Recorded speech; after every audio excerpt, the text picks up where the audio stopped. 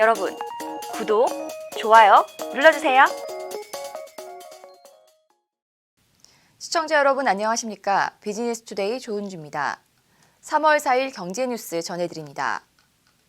현대자동차가 새로운 EV 컨셉트카를 공개하고 전동화를 통한 새로운 고객 경험 창출에 대한 미래 비전과 의지를 확고히 했습니다. 현대차 EV 컨셉트카 프로패시는 현대차의 디자인 철학 센수어스 스포티니스를 한 차원 높인 미래 전기차 디자인의 방향성을 제시하고 있습니다. 프로패시는 공기역학적 디자인에서 영감을 받아 풍부하게 흐르는 듯한 우아한 실루엣이 특징입니다. 특히 자연 그대로의 촉감이 살아있는 듯한 표면과 순수한 느낌의 입체감, 아름다움과 기능이 조화를 이뤘다는 평가입니다. 현대차 관계자는 인간과 자동차 사이의 감성적 연결성이 부여되는 긍정적이고 낙관적 미래를 자동차 디자인으로 표현했다고 말했습니다. 르노 삼성자동차가 출시한 소형 SUV XM3의 사전 계약이 시작 12일 만에 계약 대수 5,500대를 돌파했습니다. 사전 계약 고객의 연령대는 2030 세대의 비중이 43% 이상으로 르노 삼성 관계자는 XM3의 프리미엄 디자인과 새로운 다운사이징 터보 엔진, 젊은 고객을 겨냥한 합리적인 가격을 통했음을 알 수 있다고 설명했습니다. 르노 삼성차는 온라인 구매가 일상이 된 요즘 트렌드에 맞춰 국내 완성차 브랜드 중 유일하게 온라인 청약 채널을 구축했습니다. 특히 최근 코로나19로 매장 방문이 어려운 상황 속에서 적절한 비대면 마케팅 전략으로 온라인 사전 계약 21.3%를 기록했습니다. 유럽 최대 가전 전시회인 이파의 사전 행사가 올해는 신종 코로나 바이러스 감염증 여파로 취소됐습니다. 프리이파라 불리는 IFA 글로벌 프레스 컨퍼런스는 매년 가을 독일 베를린에서 열리는 IFA에 앞서 4월 주최 측이 진행하는 미디어 행사로 전 세계 미디어가 참석해 그해 가전시장 트렌드를 가늠해 볼 수 있는 중요한 일정입니다. 주최 측은 코로나19가 급속도로 확대해 올해 행사를 진행하는 것은 안전하지 않다고 판단했다며 내부 심의와 보건당국과 협의 후 결정했다고 설명했습니다. 신종 코로나 바이러스 감염증에도 벤츠와 BMW 등 주요 수입차 브랜드는 국내 판매가 큰 폭으로 증가한 것으로 나타났습니다. 한국수입자동차협회는 2월 수입 승용차 신규 등록 대수가 16,725대로 작년 동월보다 5.3% 증가했다고 4일 밝혔습니다. 메르세데스 벤츠는 4,815대로 1년 전보다 33.3% 증가하면서 1위를 유지했고 BMW는 지난달 3,812대를 판매하며 62.9% 상승했습니다. 일본 브랜드는 1,651대가 판매되며 작년 같은 달보다 52.5% 줄었습니다. 이 중 렉서스는 63% 감소했고 혼다 역시 56% 급감했습니다.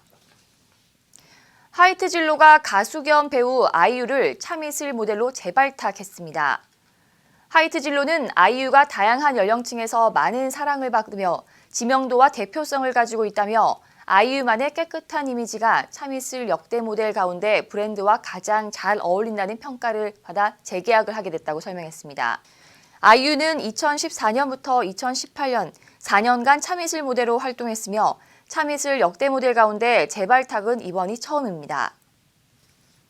CJ 제일제당은 미국 뉴욕 맨하탄에서 운영 중인 비비고 팝업 스토어의 운영 기간을 5월 말까지 3개월 연장한다고 밝혔습니다. 지난해 12월 문을 연 비비고 팝업 스토어는 당초 2월 말까지 운영할 예정이었으나 매장이 입점해 있는 록펠러 센터의 요청에 따라 연장을 결정했습니다. 이 팝업 스토어는 개장 후 매출이 계속 증가해 현재는 하루 평균 400만에서 500만 원의 매출을 안정적으로 기록하고 있으며 지금까지 방문객은 2만 명을 넘어섰습니다. CJ 제일제당은 현지인의 라이프 스타일을 고려한 메뉴와 이 매장의 위치가 인기 요인이라고 분석했습니다.